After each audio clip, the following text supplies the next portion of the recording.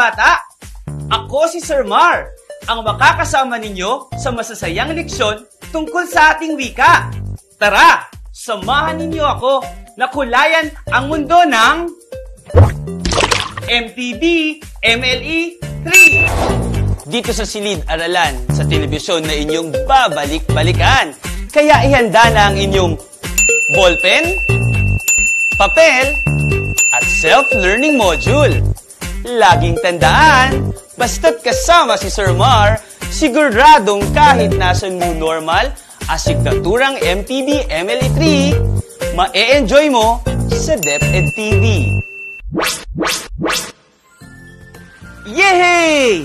Magandang araw sa inyo mga bata! Ang saya! Sapagkat piniyayaan tayo ng isang maaliwalas na umaga. Sobrang excited ako sa pupuntahan natin mamaya. Sa tingin niyo mga bata, saan kaya? Excited na rin ba kayo?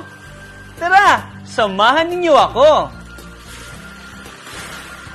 Nakikilala ang kaibahan ng pamilang at di pamilang na pangalan. Kasalukuyan akong naghahanda para sa pupuntahan nating okasyon sa kabilang isla. Kaya inaayos ko ang aking kasuotan para sa selebrasyon ng kaarawan ng batang nagngangalang Althea. Handa na ba kayo? Tara, puntahan na natin!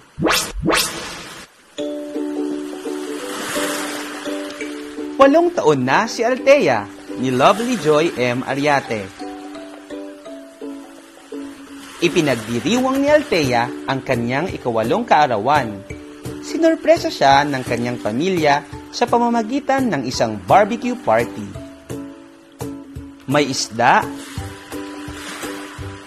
hotdog, spaghetti, fried chicken, kanin,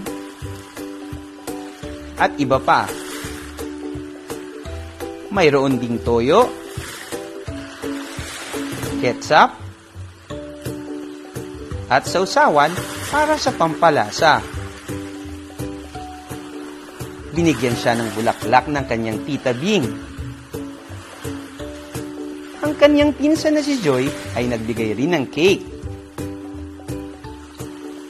Pinabilang kay Althea ang barbecue kung kakasya na ba ito sa lahat ng bisitang dadalo. Ngunit, hindi pa pala marunong magbilang si Althea. Pagdating ng mga bisita, nagkulang ito.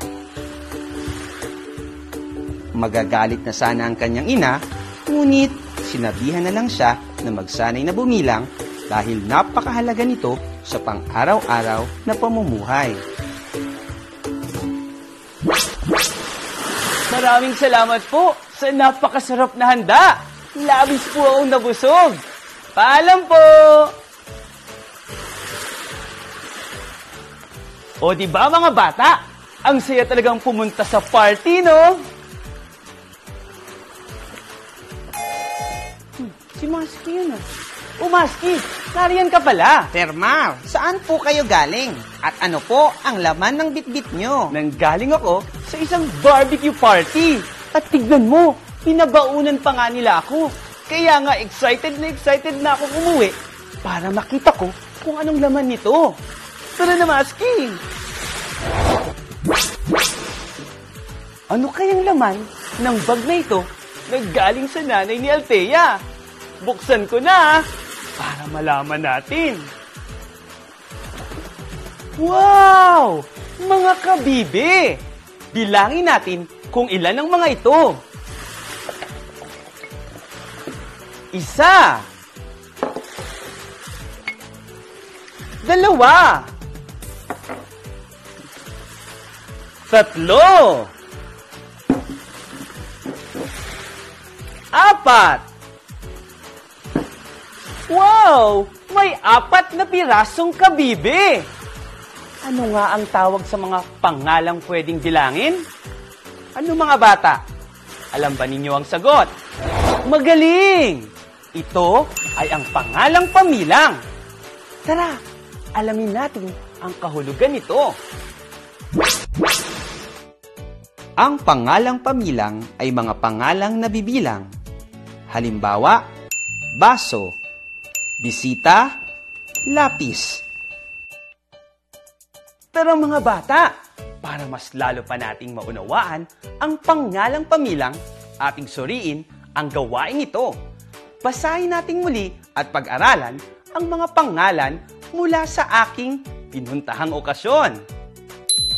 Isda, hotdog, spaghetti, fried chicken, kanin, toyo, ketchup, sausawan, bulaklak, cake. Alin kaya sa mga ito ang mga halimbawa ng pangalang pamilang? Una, isda. Ikalawa, hotdog. Ikatlo, fried chicken. Ikaapat, bulaklak. At ang ikalima, cake. Mahusay mga bata! Natutuwa akong nakuha natin ang 5 tamang sagot. Bigyan ninyo ang inyong sarili ng marunong clap. Marunong! Yay! Tara, atin itong ipagpatuloy. Mga bata, naniniwala akong naunawaan ninyo ang araling ito na may kinalaman sa nakaraang aralin. Tandaan, ang pangalang pamilang ay mga pangalang nabibilang. Ang mga halimbawa nito ay baso, bisita, lapis. Samantalang, ang pangalang di pamilang